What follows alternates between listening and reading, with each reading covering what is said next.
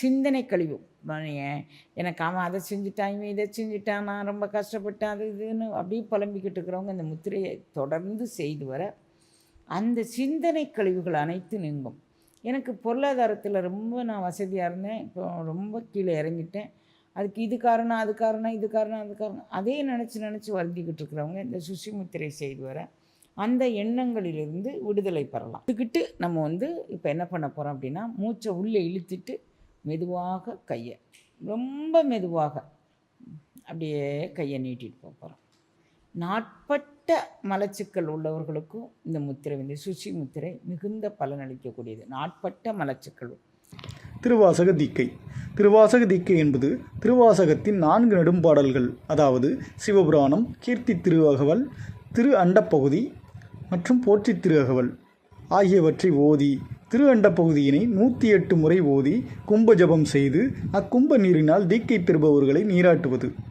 இதன் மூலம் திரு அண்டப்பகுதியின் மந்திர உருச்சொற்களால் முயற்சியும் நம்பிக்கையும் இடையறா அன்பும் உடைய அன்பர்கள் திருவாசகத்தின் சிறப்பினை அனுபவப் பொருளாக உயிர்த்து உணர்வார்கள். திருவருள் கூட்டி வைக்க இப்போ நம்ம சுசி முத்திரை அப்படின்னு ஒரு முத்திரை பார்க்க போகிறோம். இந்த முத்திரை வழக்கமாக நம்ம கையை முஷ்டி முத்திரைக்கு பண்ணுற மாதிரி கட்டை விரல் உள்ளங்கையில் மடித்து கொண்டு ஏனைய விரல்களை கையோடு இணைச்சிக்கணும். கட்டை விரலை அப்படி வச்சுட்டு அப்புறம் ஆட்காட்டி விரலை மட்டும் நிமிர்த்த வேண்டும். ஆட்காட்டி விரலை அப்படி நிமிர்த்திட்டு இப்போ இயல்பாக இந்த கையை அப்படி வச்சுட்டு இயல்பாக மூச்சு உள்ளிழுக்கணும், இயல்பாக மூச்சு வெளியே விடணும்.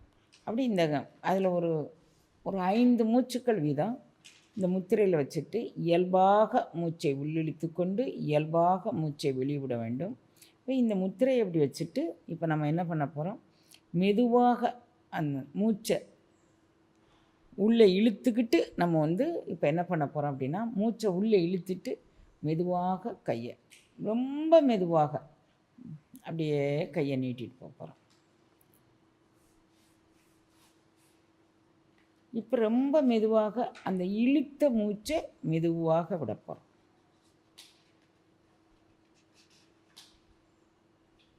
அப்புறம் இப்படி திரும்ப ஆழமாக மூச்சு இழுத்து விட்டுட்டு அதுக்கப்புறம் எகைன் நம்ம இந்த மூச்சை இந்த கையை அப்படியே ஸ்ட்ரைட்டாக வச்சுட்டு மெதுவாக இந்த கையை அப்படியே கொண்டுட்டு போகிறோம். மூச்சை உள்ளிழுத்துட்டே கொண்டுட்டு போகிறோம். இப்போ மூச்சை வெளியே விட்டுட்டே கொண்டுட்டு வரப்போகிறோம். அப்புறம் மீண்டும் ஆழமாக ஒரு மூச்சு உள்ளே விட்டோம். இது மாதிரி 6 முறை செய்யணும்.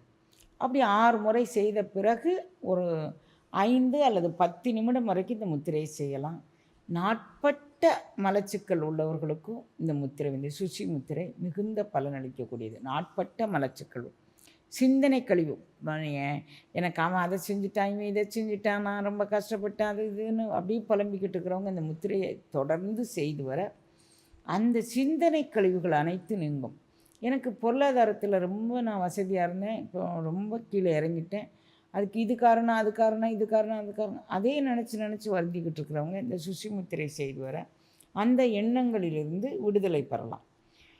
அப்புறம் இன்னும் அடுத்த கட்ட நடவடிக்கை என்ன அப்படின்னு நினைக்கிறவங்க இந்த முத்திரையை ஒரு 5 ஒரு தடவை செய்யும்போது 6 முறை இப்படி நீளமாக கொண்டுட்டு போயிட்டு இப்படி கொண்டுட்டு வந்தால் அதுக்கு ஒரு தடவைன்னு பேர். அப்படி 6 தடவை செஞ்சால் அதுக்கு ஒரு சுழற்சி. அப்படி மாதிரி 5 அல்லது 10 நிமிடம் வரைக்கும் செய்தோன்னா நம்மளுடைய சிந்தனை கழிவுகள் எல்லாமே போகும். நம்மளுடைய